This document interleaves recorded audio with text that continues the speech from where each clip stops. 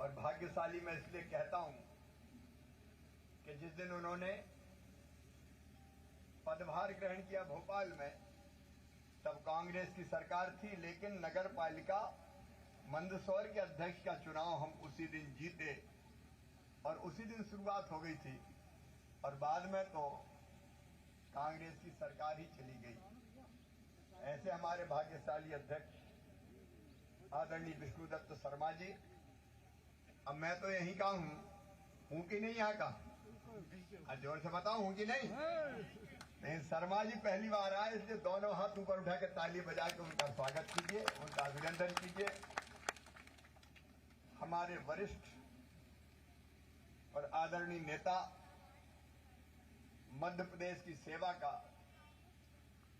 एक नया इतिहास जिन्होंने रचा है और सांची की जनता की जी और जान से सेवा की है, पूर्व मंत्री, हमारे वरिष्ठ नेता आदरणीय डॉक्टर गौरी शंकर सहजवार जी, उनका भी ताली बजा के स्वागत कीजिए, अभिनंदन कीजिए। हमारे रायसेन जिले के, वैसे तो प्रदेश के ही हैं, लेकिन लाडले नेता, पूर्व मंत्री, हमारे बेगमगंज सिलवानी से लोकप्रिय विधायक आदरणीय श्रीमान रामपाल सिंह जी, रामपाल जी का भी यहाँ स्वागत है।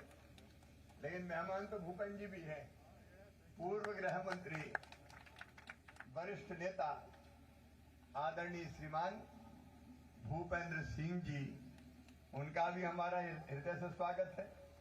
हमारे लोकप्रिय सांसद यहाँ विराजमान है आदरणीय रमाकांत भार्गव जी, जिन्होंने विजय का नया इतिहास बनाया है, जिन्होंने सत्ता छोड़ी, मंत्री पद छोड़ा, इसलिए कि उनकी विधानसभा में विकास के काम हो और जो जिनने वादे पूरे नहीं किए उस कांग्रेस को जिन्होंने सबक सिखाया, ऐसे हमारे नेता, वरिष्ठ नेता भारतीय जनता पार्टी के आदरणीय डॉक्टर प्रभुराम चौधरी जी, भारतीय जनता पार्टी में आने पे आप भी उनका तालियां बजा के स्वागत कीजिए।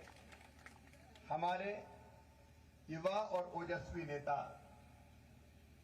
जिन्होंने आपके बीच में लगातार दिलों में स्थान बनाया है, हमारे आदरणीय मुदित सहजवार जी, हमारे भारतीय जनता पार्टी के जिले के आदरणीय अध्यक्ष डॉक्टर किरार जी, हमारी सरपंच बहन पिस्ताबाई, मंडल के अध्यक्ष आदरणीय जितेंद्र बघेल जी, भाई राजेंद्र बघेल जी, ब्रजेश बघेल जी, और आज घर घर संपर्क के इस कार्यक्रम में अजय पूर्व अध्यक्ष आदरणीय धर्मेंद्र चौहान पप्पू भैया, विदिशा के अध्यक्ष, अब वो सोशल डिस्टेंसिंग पूरी नहीं हो पाएगी इसलिए, विदिशा के अध्यक्ष आदरणीय राकेश जी, और ये जनसंपर्क का कार्यक्रम है। हम लोग जनसंपर्क के लिए निकलेंगे, लेकिन आप यहाँ डिस्टेंसिंग बना के बैठे हैं, तो जनसंवाद दो बात करते हुए आपसे निकलेंगे। ऐसे मेरे प्रिय बहनों, मेरे भाइयों, मेरे भांजे भांजियों, दोनों हाथ जोड़ के आप सबको राम राम करता हूं, आप सबको प्रणाम करता हूं। बहुत दिनों बाद आना हुआ है, लेकिन आना भी ऐसा हुआ कि पास नहीं आ सकते। अभी कोरोना ऐसी बीमारी है कि जो दूर दूर रखती है। अगर कोरोना नहीं होता तो क्या मैं यहां रुकता मंच पे, आपके बीच आता, हाथ मिलाता, गले लगाता, हाथ से आवेदन लेता? अच्छा, इसके बिना मुझे चैन ही नहीं पड़ती। लेकिन इस समय कर्तव्य बड़ा है कि कोरोना फैले ना, इसलिए कुछ नियमों का हमको पालन करना पड़ेगा। आदरणीय प्रधानमंत्री जी ने कहा है, सारी दुनिया में कोरोना की अभी कोई दवाई नहीं है। कोरोना से अगर बचना है, एकमात्र उपाय है कि हम एक दूसरे के बीच में दूरी बना के रखें। ये मास्क हमेशा हम लगा के रखें, क्योंकि छींकें या खांसें तो हमारे चेहरे से दूसरे के चेहरे तक उसका कोई भी कण नहीं जाना चाहिए। बार बार हम हाथ साबुन से धोते रहें, सैनिटाइजर से साफ करते रहें। प्रधानमंत्री जी ने अपील की है, मैं भी मेरे बहनों और भाइयों आप सबसे अपील करता हूं, इस कोरोना को हराना है तो दूरी रखें और मास्क पहने रहें। इस कोरोना को हम पूरी तरह से आपके सहयोग से समाप्त करके ही चैन की सांस लेंगे। और मुझे बताते हुए खुशी है कि मध्य प्रदेश में आज कोरोना कंट्रोल है। मध्य प्रदेश में कल ही अगर देखें तो 161 नए केस आए, लेकिन 300 लोग स्वस्थ होकर घर चले गए।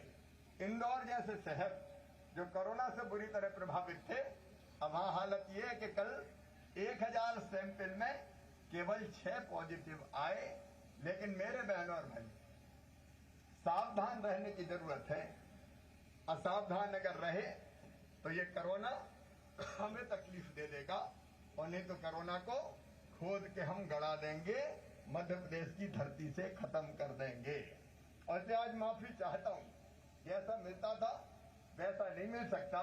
कार्यक्रम तो घर घर संपर्क का है, और उसमें अपने यशस्वी प्रधानमंत्री माननीय नरेंद्र मोदी जी के दूसरे कार्यकाल का 1 साल पूरा हुआ है। अद्भुत प्रधानमंत्री नरेंद्र मोदी जी 1 साल में कितने बड़े बड़े काम किए, अगर गिनती करूं तो सुबह से लेकर शाम हो जाएगी। आप बताओ मेरे बहनों और भाइयों, मैं आपसे पूछ रहा हूं, कश्मीर में धारा 370 लगी हुई थी, वो धारा 370 हटनी चाहिए कि नहीं हटनी चाहिए थी? हटना चाहिए थी। गौर से बताओ, हटनी चाहिए थी कि नहीं? हटना चाहिए थी। लोग कहते थे कभी हटा ही नहीं सकती, इतने साल कांग्रेस रही, उन्हें कभी हटा ही नहीं। लोग कहते थे ये तो भाजपा वाले वैसे वैसे कहते रहते हैं, लेकिन धन्य नरेंद्र मोदी जी और अमित शाह जी, दूसरी बार सरकार बनते ही लोग सोचते रह गए, दुनिया देखती रह गई, और हमारे प्रधानमंत्री ने कश्मीर से धारा 370 समाप्त कर दी। एक देश में 2 निशान, 2 विधान, 2 प्रधान अब मध्य प्रदेश, अब हमारी कश्मीर की धरती पर नहीं रहेंगे। ये बहुत पुराना सपना था भारतीय जनता पार्टी का। उस सपने को साकार करने का काम मोदी जी ने किया। आप बताओ, जब भी बात आती थी राम मंदिर के निर्माण की, हमेशा लोग ये कहते थे कि राम मंदिर का निर्माण तो हो ही नहीं सकता। डॉक्टर प्रभुराम जी बैठे हैं यहाँ पे। कांग्रेस के जमाने में नारे लगते थे कि चुनाव के समय कह देते राम मंदिर बनेगा, और बाद में भाजपा भूल जाती है।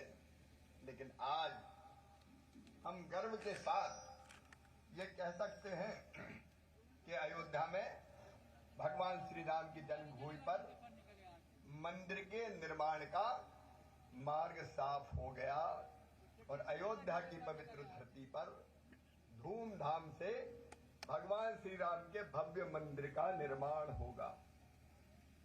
1 साल में जितने ऐतिहासिक काम हुए वो अपने आप में अद्भुत और अभूतपूर्व है। 3 तलाक जैसा काला कानून मध्य प्रदेश की धरती से समाप्त कर दिया गया। कोई सोचता नहीं था कि ये 3 तलाक जैसा काला कानून मध्य प्रदेश से समाप्त हो जाएगा। एक नहीं, अनेकों काम, सीए का कानून बन गया। ऐतिहासिक काम किया नरेंद्र मोदी जी ने, और इसलिए आज घर घर संपर्क अभियान के प्रारंभ में मैं आप सबसे आग्रह करता हूं, दोनों हाथ ऊपर उठा के ताली बजा के मोदी जी का अभिनंदन करें।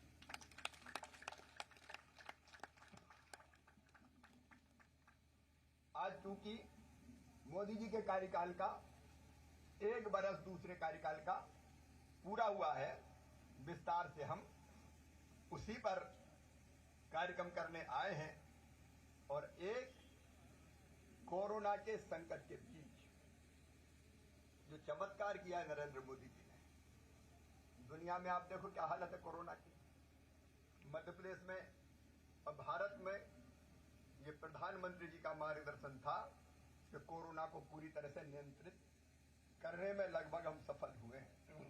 हजारों लाखों मजदूर करोड़ों पूरे देश से अलग अलग स्थानों पर थे, उनको वापस लाने का काम हुआ और मोदी जी ने और उनके आशीर्वाद से मध्य प्रदेश की सरकार ने जितने भी हमारे मजदूर भाई और बहन जो बाहर से आए थे, यहाँ मेहगांव में भी हमारे साथी बैठे, हर गरीब परिवार को फ्री में पहले हमने 3 महीने का राशन दिया।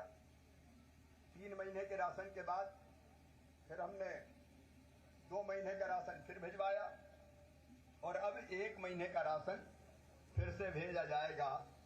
मध्य प्रदेश की धरती पर कोई गरीब भूखा नहीं सो पाएगा। ये संकल्प भारतीय जनता पार्टी का है, हमारे प्रधानमंत्री श्रीमान नरेंद्र मोदी जी का है।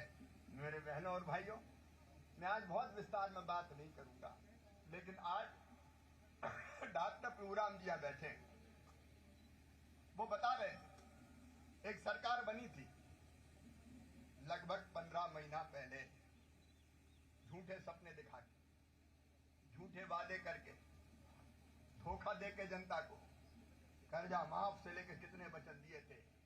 नौजवानों को बेरोजगारी भत्ता देंगे, अभी विष्णुदत्त शर्मा जी बता रहे थे, कन्याओं के विवाह की राशि बढ़ा के 51,000 रुपया कर देंगे, 4,000 रुपया बेरोजगारी भत्ता देंगे, सेल्फ हेल्प ग्रुप का कर्जा माफ कर देंगे।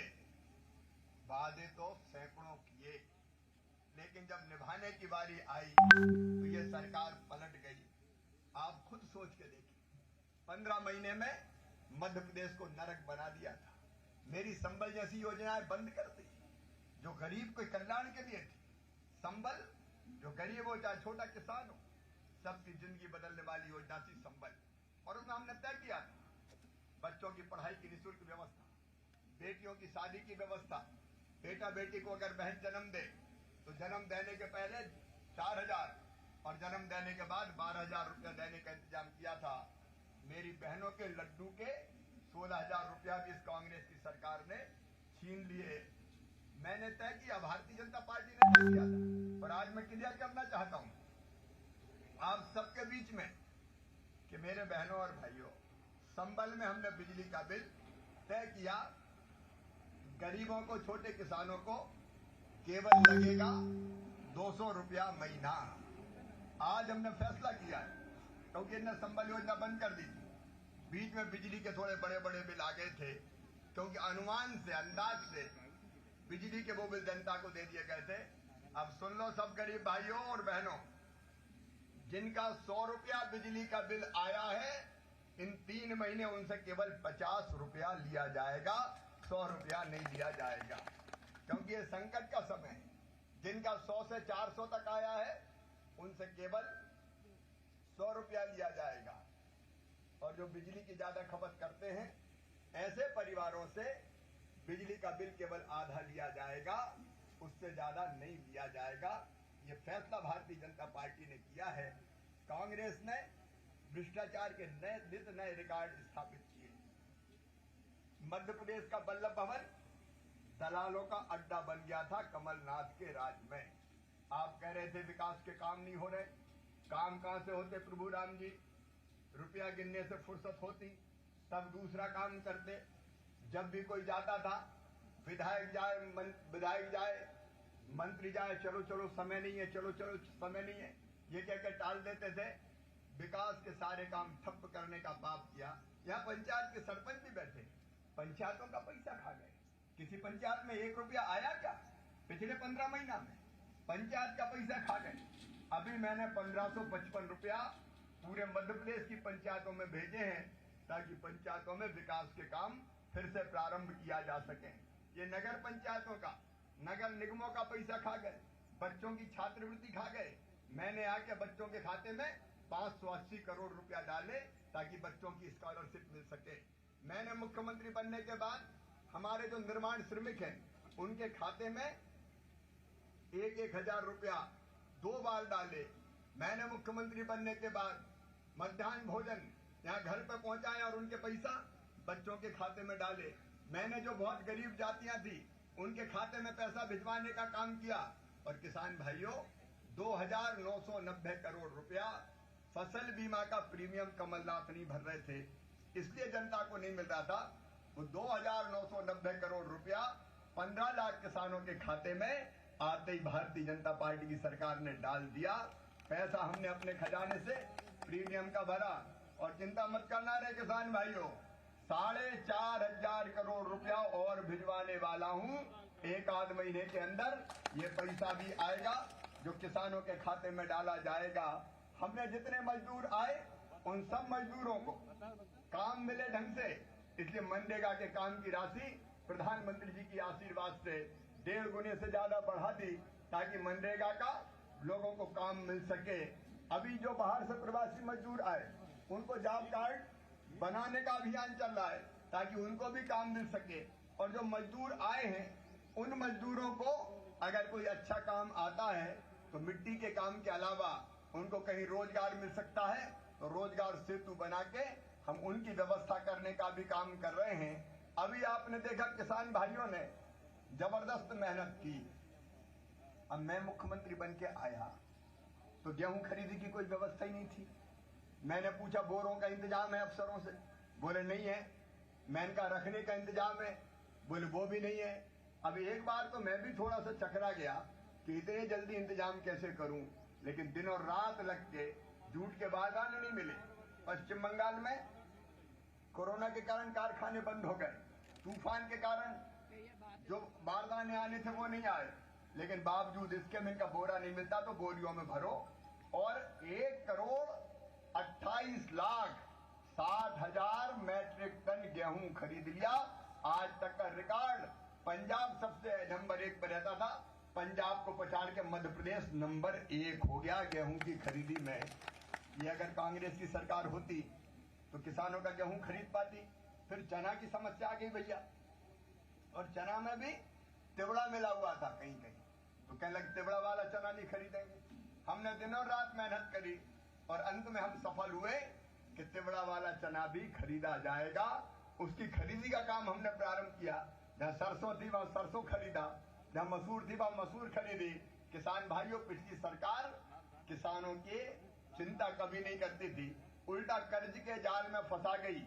मैं आज आपको कह रहा हूं, चिंता मत करना, हम किसानों के कल्याण की और बड़ी योजना जल्दी आपके बीच में लाने वाले हैं। शिवराज सिंह चौहान और भारतीय जनता पार्टी की सरकार किसानों को अध बीच में नहीं छोड़ेगी। हम लगातार उस पर काम कर रहे हैं।